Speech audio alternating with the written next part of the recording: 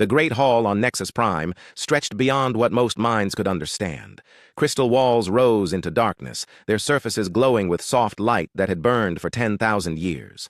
Representatives from 47 different worlds sat in careful circles, each species in their own section, each following rules older than human civilization.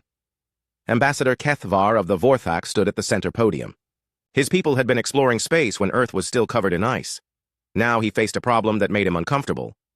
The newest species to reach the stars wanted to join their ancient council. "These humans," Kethvar said, his voice carrying, clearly through the vast chamber, "have been in space for less than 200 years. We have records of their behavior. They fight each other constantly. They destroy their own planet. They know nothing of proper civilization." Around the hall, many species nodded in agreement.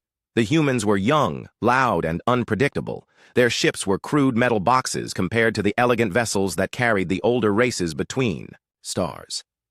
Their technology worked, but it was simple and rough. Chancellor Zendai of the Lumari rose from her section.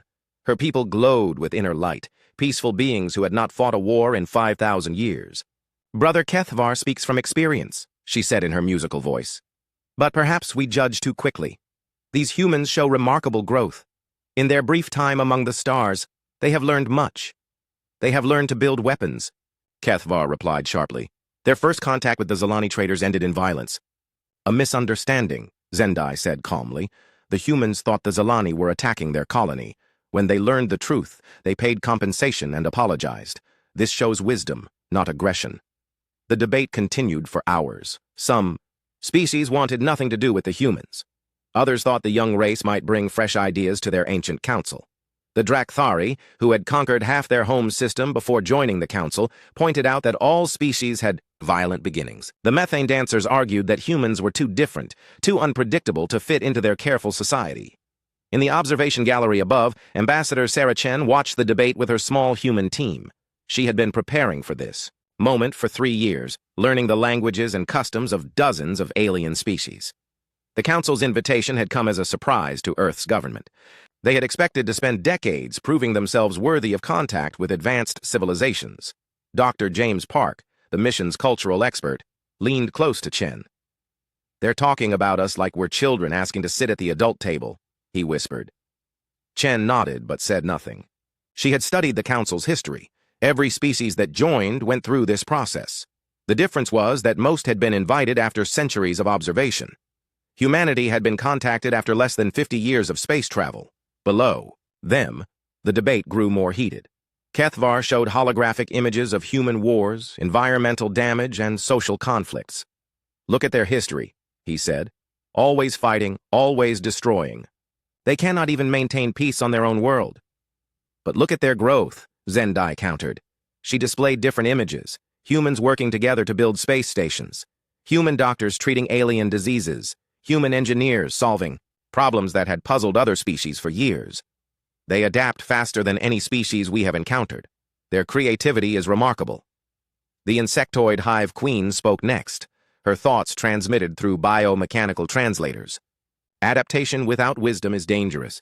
These humans might adapt to destroy us all."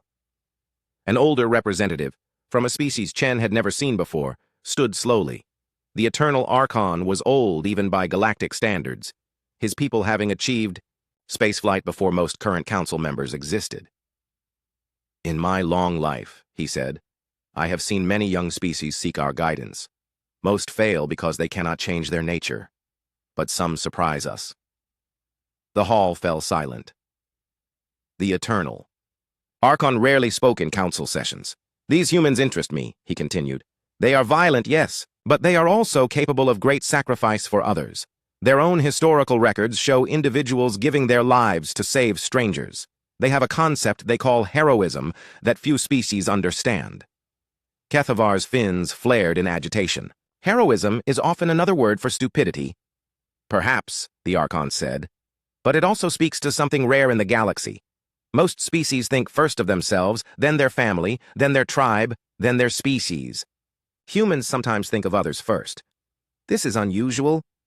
The debate stretched into the night cycle. Chen and her team listened to every word, taking careful notes. They heard themselves described as everything from dangerous barbarians to promising children.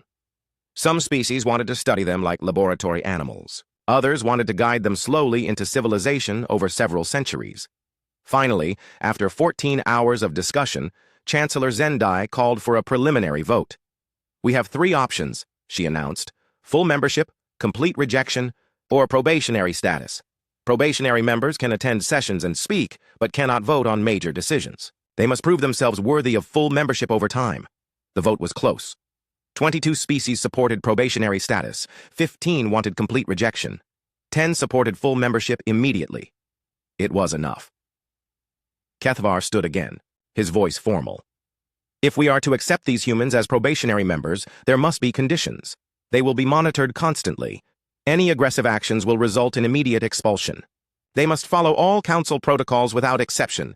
They will undergo regular evaluations of their progress toward true civilization." "Agreed," said Zendai. "Are there other conditions?" "They must demonstrate they can control their violent impulses," added the Hive Queen. "No human military vessels in council space without permission." "They must show respect for proper procedure," said another representative.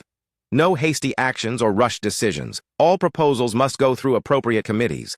The conditions kept coming. By the time they finished, humans would have fewer rights than any other council member in history. But it was membership of a sort. Chen was invited to address the council.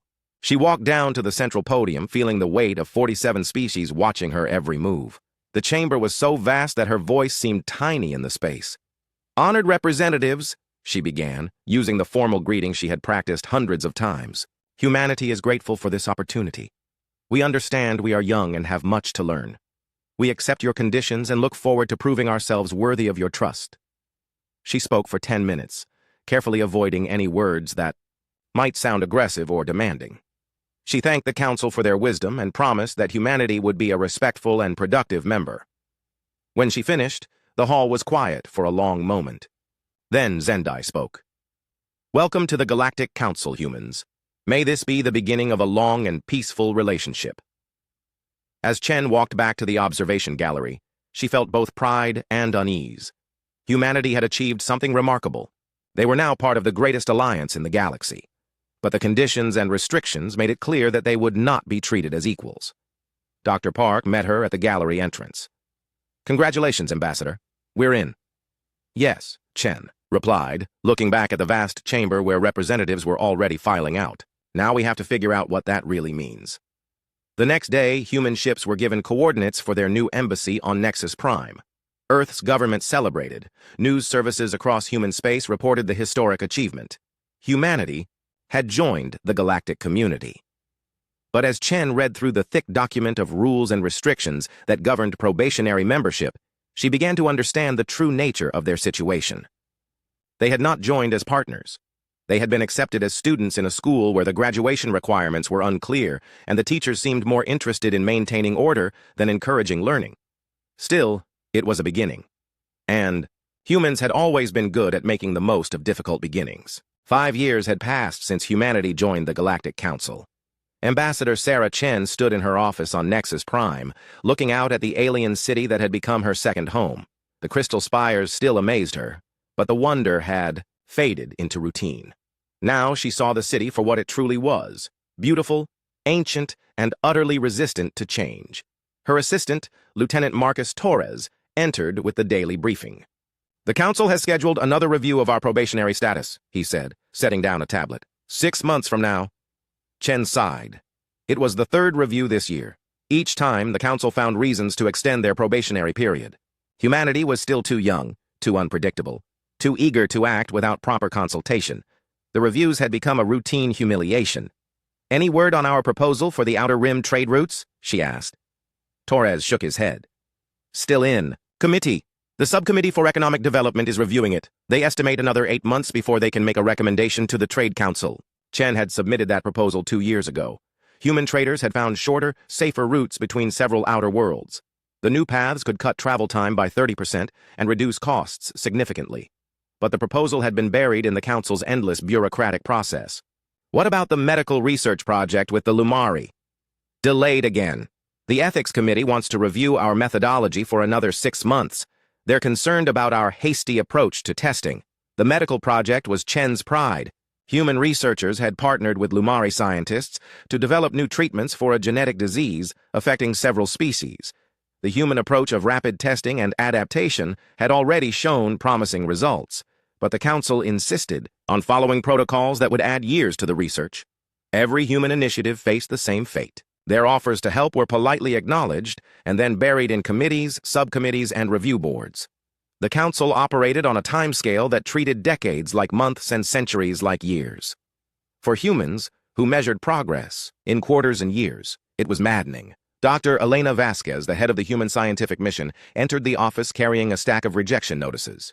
"The Xenobiology Committee has declined our request to study the Keras-7 ecosystem," she said, dropping the papers on Chen's desk. "They say we need another 3 years of preparatory study before we're qualified to conduct field research." Chen read through the rejection letter. It was polite but firm. The committee questioned humanity's understanding of proper scientific protocols and suggested they spend more time learning from established researchers before attempting independent work. "Elena," Chen said carefully, "how many peer-reviewed papers have our teams published in the last year?" 47, more than most established council species. "And how many of our research proposals have been approved?" 0. The pattern was clear. Human scientists were welcome to assist with projects led by other species, but they were not trusted to lead their own research. Their papers were accepted for publication, but their grant applications were consistently rejected. Torres activated the wall display, showing news feeds from across the galaxy. "There's been another incident on Keras-7, he said. "Labor disputes between the Kithera and the Neb-Uli are escalating. 3 mining facilities have shut down." Chen studied the reports. The Kithara were insectoid workers who preferred structured hierarchical environments. The Neb-Uli were gaseous beings who valued fluid, adaptive organization. Their different approaches to work had been causing problems for months. "Have we offered mediation services?" she asked. 6 weeks ago, the Council thanked us for our concern and assigned the matter to the Conflict Resolution Committee." "And what has the committee accomplished?" "They've scheduled a fact-finding mission for next month. After that, they'll need time to analyze their findings and develop recommendations." Chen pulled up the timeline. By the time the committee finished its work, the mining operations would have been shut down for over a year. The economic impact would affect dozens of systems that depended on materials from Keras-7. "What would we do if this were a human colony?" she asked. Torres answered immediately.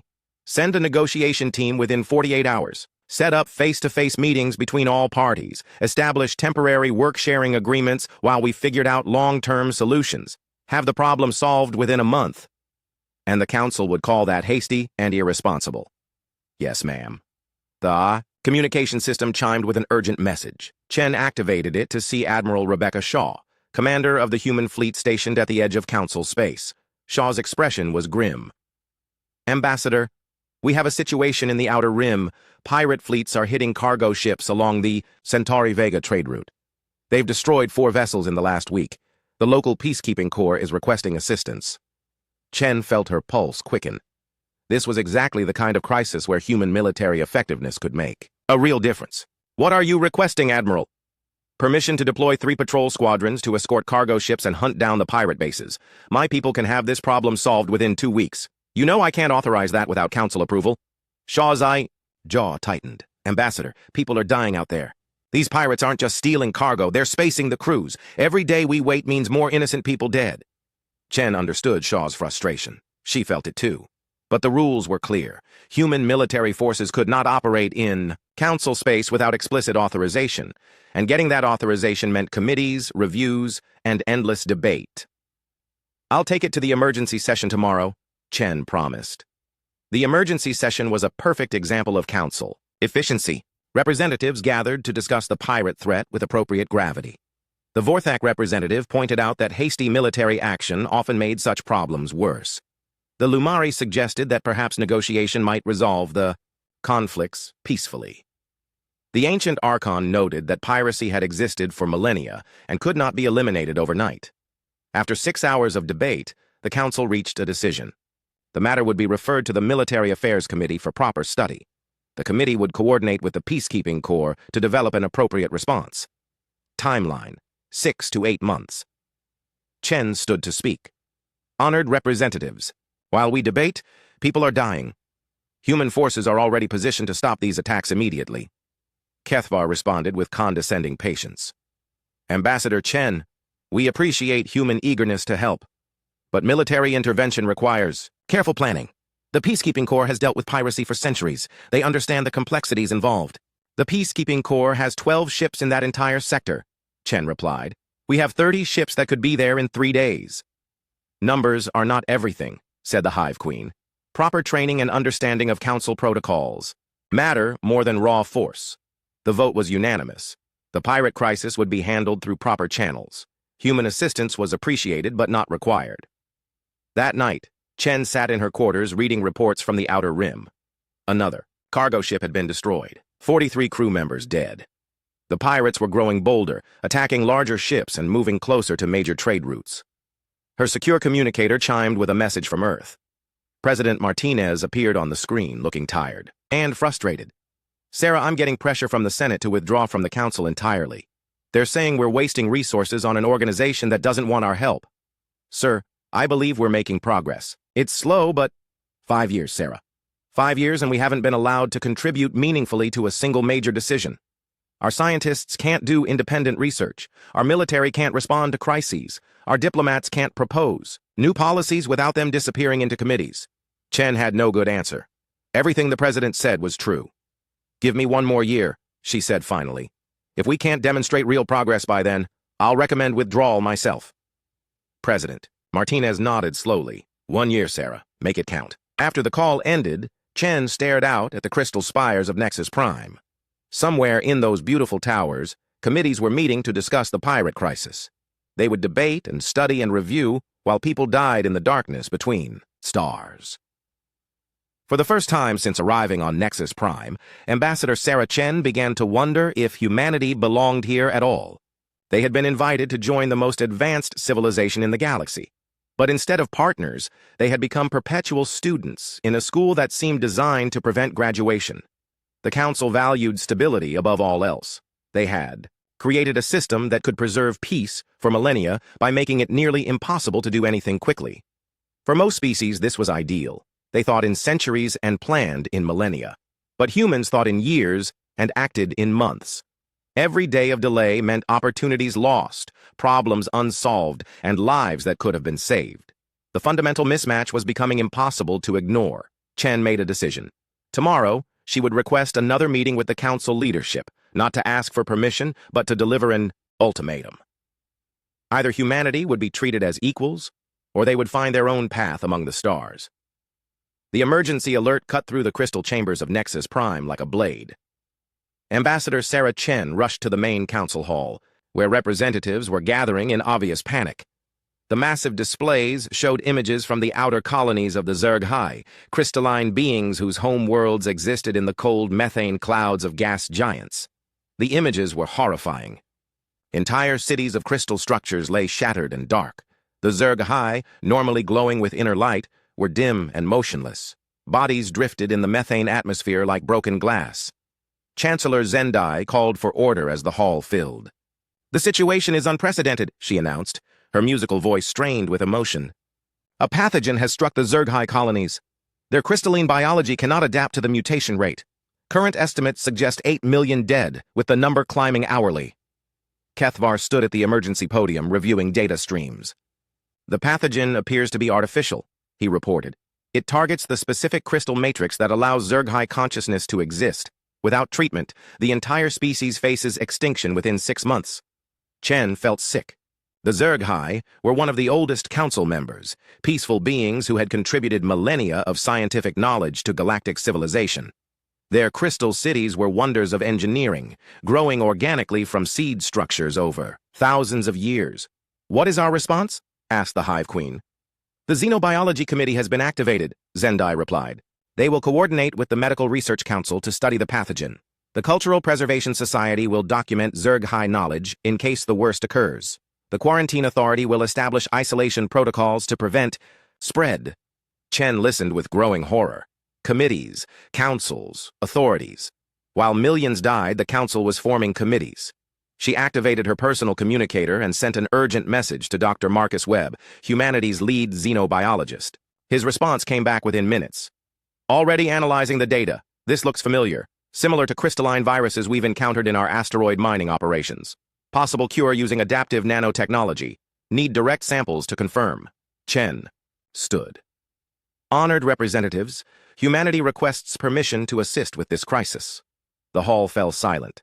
Kethvar turned to her with barely concealed irritation. Ambassador Chen, this is not the time for human eagerness to prove themselves. This crisis requires careful scientific analysis by qualified experts. Our xenobiology team has experience with crystalline pathogens, Chen replied, trying to keep her voice steady. Dr. Webb believes we can develop a treatment quickly. Quickly? The word dripped with disdain from Kethvar's translator. Young species always think everything can be solved quickly. The pathogen that threatens the Zerghai has already adapted past 17 different treatment attempts by their own scientists. What makes humans think they can succeed where the Zerghai themselves have failed? Dr. Yithgara of the Xenobiology Committee rose from her section. The ancient being moved slowly, her species having evolved in the deep oceans of a dead world. The committee appreciates human enthusiasm, she said in her slow, bubbling voice. However, this crisis requires expertise gained over millennia of study. Perhaps humans could assist with data collection while qualified researchers develop solutions. Chen felt her carefully maintained diplomatic composure cracking. Dr. Yithgara, with respect, how long will your analysis take? Proper xenobiological analysis cannot be rushed. We estimate 6 months for complete pathogen characterization, followed by 18 months for treatment development and testing. The Zerghai will be extinct in 6 months. A ripple of shock went through the assembly. No one spoke to committee chairs with such directness. Kethvar's fins flared in anger. Ambassador Chen, your species' impatience is showing. Perhaps humans should observe how civilized beings handle crisis management before offering opinions. Chen looked around the vast hall, seeing the faces of 47 species. Some showed sympathy for her frustration. Others seemed offended by her directness. Most appeared resigned to following established procedures, even if those procedures doomed an entire civilization. She made her decision. Dr. Webb, she said into her communicator, loud enough for the entire assembly to hear. Prepare the research vessel Pioneer. You have authorization to proceed to Zerghai space immediately. The hall erupted. Kethvar's voice cut through the chaos. Ambassador Chen, you cannot authorize independent human action in this crisis. The matter is already assigned to proper authorities.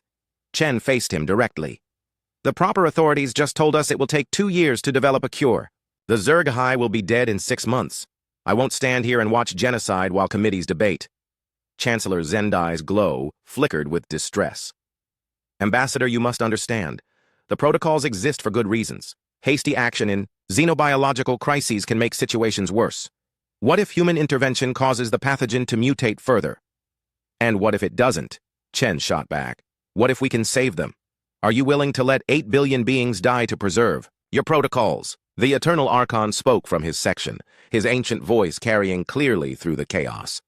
The human has raised an interesting point. Perhaps there is wisdom in allowing parallel research efforts. Kethvar turned on the Archon. You would risk contamination of the entire galaxy for human pride? I would risk procedural violations to save a species, the Archon replied calmly. The debate raged for hours. Some species supported allowing human intervention. Others insisted that protocols must be followed regardless of consequences. A few suggested compromise solutions involving joint research teams and shared oversight. But while they debated, Chen received another message from Dr. Webb. Pioneer departing in 2 hours. Will reach Zerghai space in 3 days. Request political cover for what we're about to do. Chen stood again, cutting through the ongoing arguments. The human research vessel Pioneer is already en route to Zerghai space. Dr. Webb will work directly with Zerghai scientists to develop and test treatments. This is not a request for permission. This is notification of action already taken. The hall fell silent. For several seconds, no one spoke. Then Kethvar's voice filled the chamber, cold with fury. Ambassador Chen, you have violated the fundamental principles of council membership. No species may take unilateral action in crisis situations. The human delegation is hereby ordered to recall their vessel immediately or face expulsion from the council. Chen looked around the hall one more time. These beings had built the greatest civilization in galactic history. Their wisdom spanned millions of years. Their technology could reshape matter and energy at will. But faced with genocide, they chose procedures over lives. The vessel will not be recalled, she said quietly. 3 weeks later, the crisis was over. Dr. Webb and his team, working with desperate Zerghai scientists, had developed an adaptive nanotechnology treatment that not only cured the pathogen but made Zerghai biology resistant to similar attacks. The treatment was elegant, efficient, and successful. 8 billion lives had been saved. The council was furious. Chen stood before the full assembly facing formal censure. The charges were read with ceremonial gravity: violation of emergency protocols, unauthorized military deployment, disregard for proper authority, endangerment of galactic security. How do you answer these charges? Chancellor Zendai asked. Chen looked up at the galleries where human staff watched in silence. She thought of Dr. Webb and his team, who had worked 18-hour days for 3 weeks to save an entire species. She thought of the Zerghai children whose crystal bodies now glowed with healthy light because humans had chosen action over procedure. I answer that we saved 8 billion lives, she said simply. Kethvar rose from his section. And in doing so, you have proven that humans cannot be trusted with council membership. Your species acts without thought, without consultation, without regard for consequences. This rescue could have triggered a galactic pandemic. Your reckless behavior has endangered everyone. But it didn't, Chen replied. It worked. The Zerghai are alive because we acted when others would not. Success does not excuse violation of law, the Hive Queen interjected. If every species acted unilaterally in crisis situations, chaos would result. Chen felt something break inside her. She had spent 5 years trying to prove humanity worthy of this organization. She had followed their rules, respected their procedures, and watched as their bureaucracy turned urgent problems into academic exercises. You're right, she said finally. Humans cannot be trusted with council membership, not because we're too aggressive or too hasty, but because we cannot watch people die while committees debate. The formal censure was unanimous. Humanity's probationary status was extended indefinitely. New restrictions were placed on human activities within council space. Dr. Webb and his team were banned from all future xenobiological research. The human military was prohibited from any operations without direct council authorization. Chen listened to each restriction with growing clarity. The council had not invited humanity to join them as partners. They had invited them to be controlled, managed, and slowly. Ambassador Sarah Chen walked through the corridors of the human embassy on Nexus Prime for the last time. Her footsteps echoed in the empty halls where, just days before, dozens of staff members had worked to maintain humanity's presence in the galactic community. Now the rooms were bare, equipment packed away, and the walls stripped of the artwork that had made this alien place feel like home. Lieutenant Torres approached with a final status report. All personnel have been evacuated, except for essential staff. The last transport leaves in 6 hours.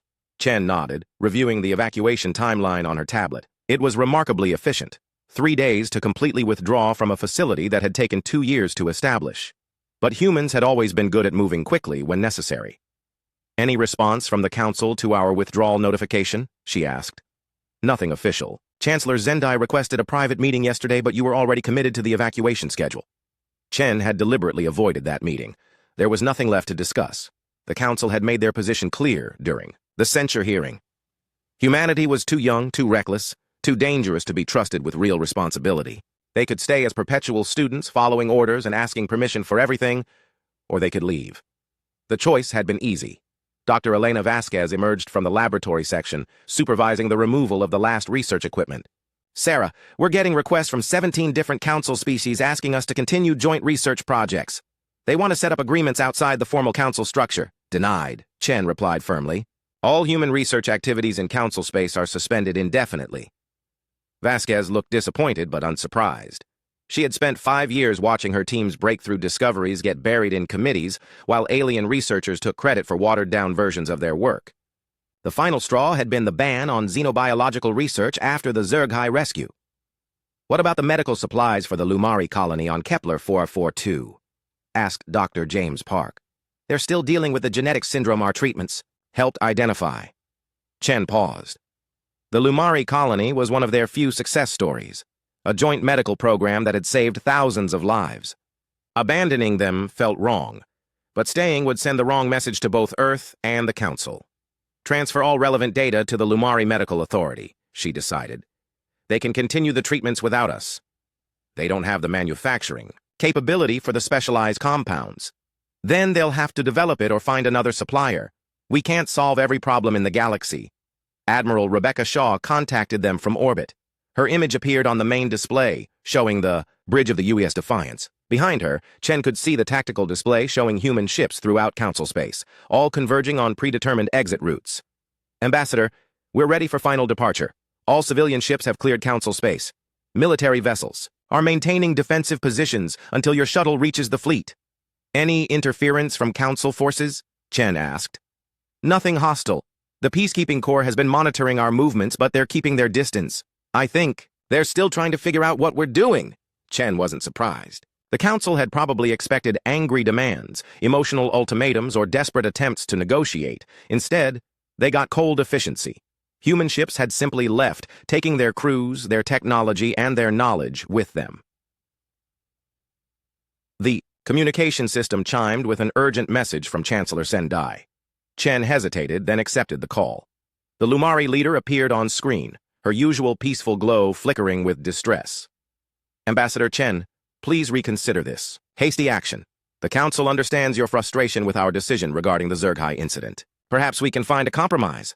What kind of compromise? Chen asked, though she already knew the answer. Reduced restrictions on human research activities, expedited review processes for human proposals, a guaranteed seat on the Minor Species Advisory Board. The Minor Species Advisory Board, a powerless committee that met twice a year to discuss issues the Council deemed too insignificant for full Assembly attention. Chen almost laughed. Chancellor, with respect, humanity is not interested in being managed anymore. We tried for 5 years to work within your system. Every initiative was delayed, every proposal was buried, every offer to help was politely declined. You saved our greatest achievement, the Zerghai rescue, as grounds for censure. You violated established protocols during a crisis situation. There must be consequences for such actions. The consequence is that 8 billion Zerghai are alive today instead of dead. If your protocols can't accommodate that kind of success, then perhaps the problem isn't with humanity.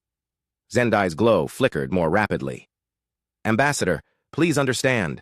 The Council has maintained galactic peace for 40,000 years. Our procedures exist for good reasons. Young species often lack the perspective to see the larger picture, and older species often lack the flexibility to adapt to changing circumstances. Chancellor, this conversation is over. Humanity thanks the Council for the educational experience and wishes you well in your future endeavors. Chen cut the connection before Zendai could respond. There was nothing more to say. The final hours passed quickly. Human staff completed their tasks with professional efficiency, leaving the embassy in perfect condition for whoever would take over the space.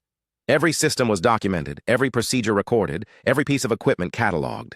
Chen walked through the empty offices one last time, checking for anything left behind. In the conference room where she had spent countless hours in meetings with alien officials, she found a single item, a small crystal sculpture given to her by the Zerghai ambassador after the pathogen crisis was resolved. It was beautiful, catching and reflecting light in impossible patterns.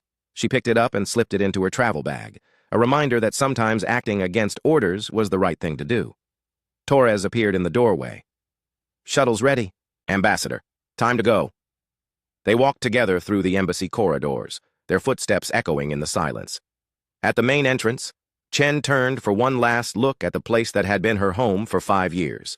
The Galactic Council seal still hung on the wall, a symbol of unity among the stars that now felt more like a symbol of stagnation. The shuttle ride to orbit was quiet.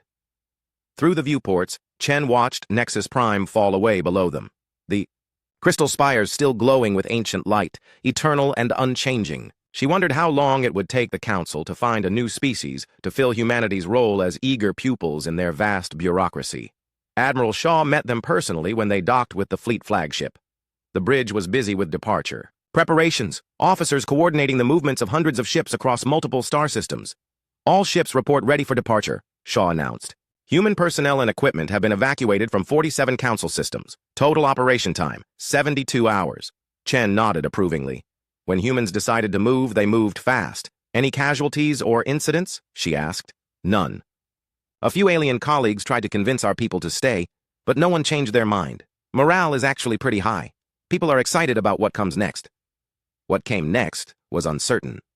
Earth's government had authorized complete withdrawal from Council space, but there were no detailed plans for what humanity would do instead. They would have to figure it out as they went, something humans were good at. What about our obligations to independent colonies and trading partners? Chen asked. Already handled.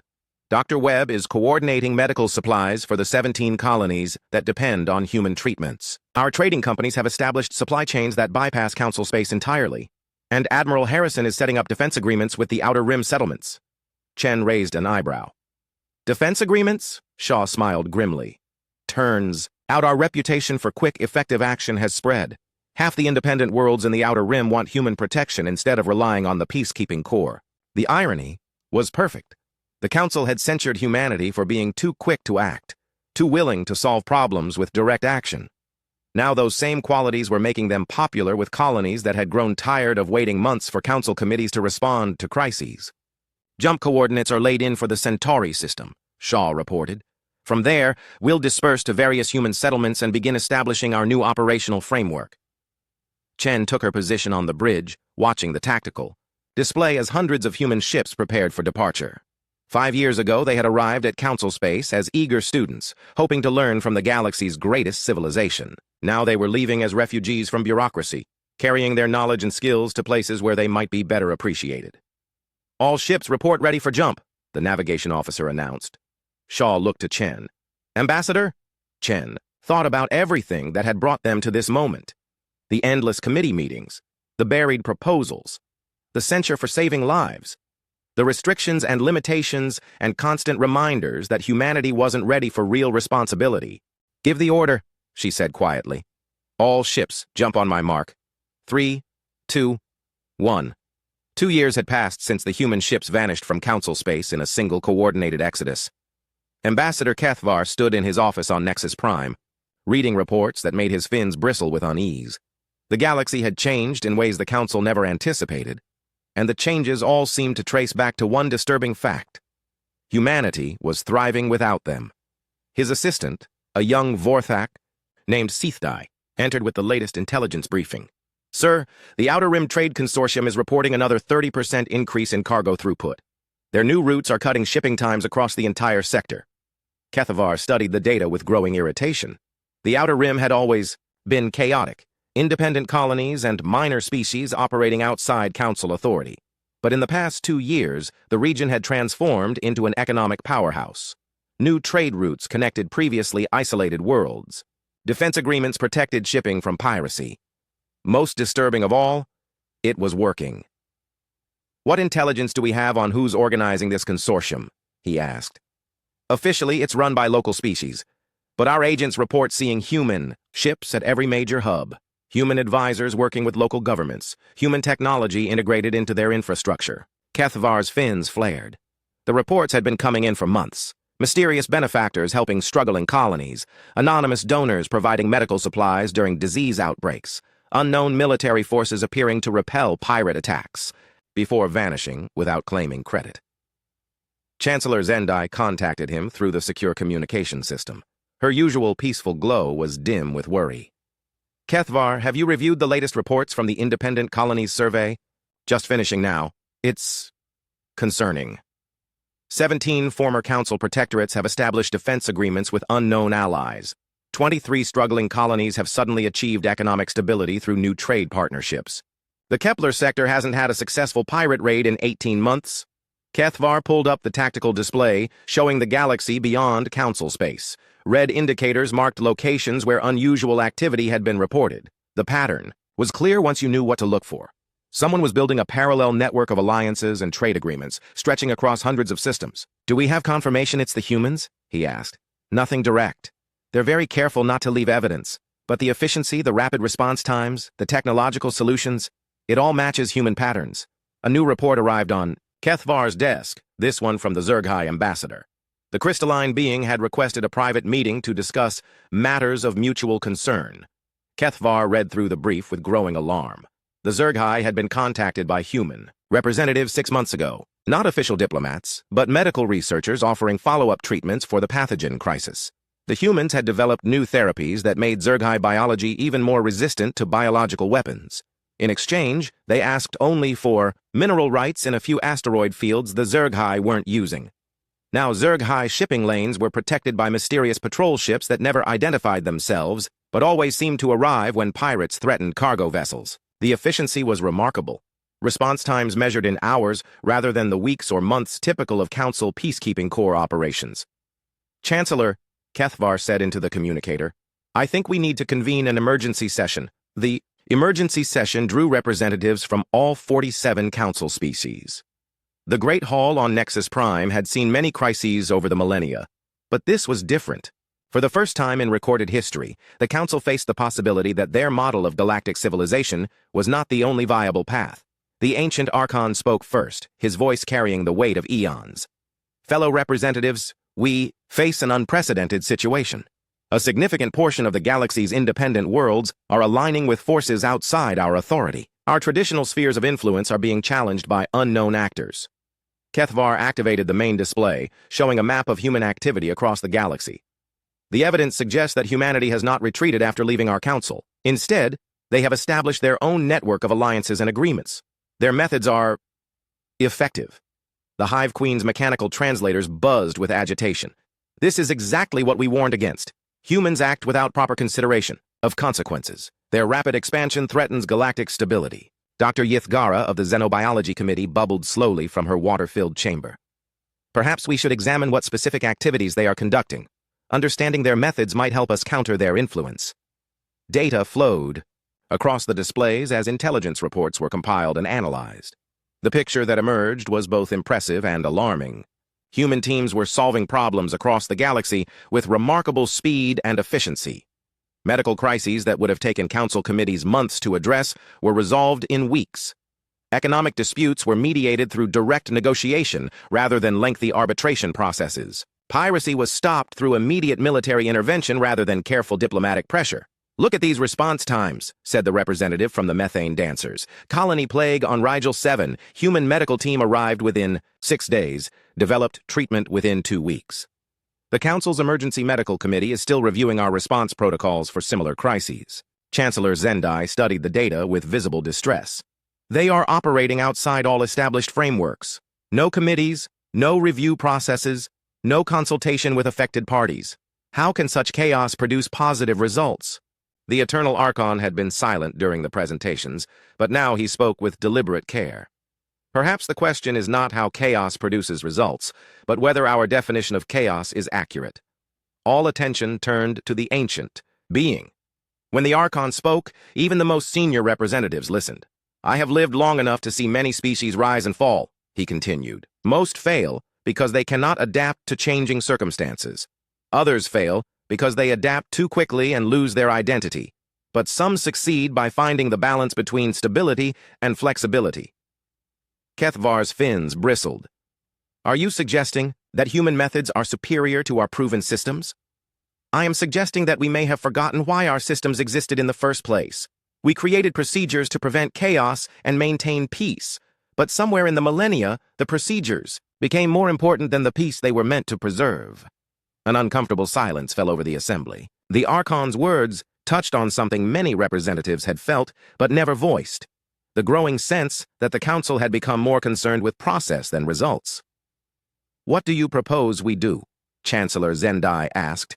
First, we must acknowledge the truth. Humanity is not failing without our guidance. They are succeeding in ways that challenge our fundamental assumptions about galactic governance. The debate that followed was unlike any in Council history. For the first time, representatives questioned not just a specific policy or decision, but the entire framework of their civilization. Some argued for military intervention to stop human expansion. Others suggested diplomatic overtures to bring them back into Council authority. A few radicals even proposed learning from human methods. As the debate raged, new reports continued arriving. The Rigel sector had signed a mutual defense pact with unknown allies. The Vega trade routes were now protected by anonymous patrol ships that identified themselves only as independent security forces. 3 more former Council protectorates had declared themselves satisfied with their new arrangements and would not be renewing their protection agreements. During a break in the session, Kethvar accessed the restricted archives, searching for historical precedent. What he found shocked him. This was not the first time a species had left the Council in frustration. Over the past 40,000 years, 17 other races had departed, some in anger, others in quiet disappointment. But the files had been sealed, the departures minimized in official records. The Council preferred to remember itself as an organization that species joined, not one they left. Most of the departed races had simply faded into obscurity, their small territories gradually absorbed by Council expansion. Humanity was different. Instead of fading away, they were building something that rivaled the Council itself. Kethvar brought his findings to Chancellor Zendai. They met in her private chambers, away from the formal proceedings. 17 species, he said, showing her the sealed files. 17 races that tried to work within our system and eventually gave up. Zendai's glow flickered as she reviewed the records. I had no idea the number was so high. Why were these files restricted? Because admitting failure contradicts our fundamental narrative. The Council is supposed to be the pinnacle of galactic civilization. Species are supposed to aspire to join us, not leave us. But if 17 species found our methods inadequate, then perhaps the problem is not with young, aggressive species. Perhaps the problem is with us. The session reconvened with Kethvar presenting his historical findings. The revelation C.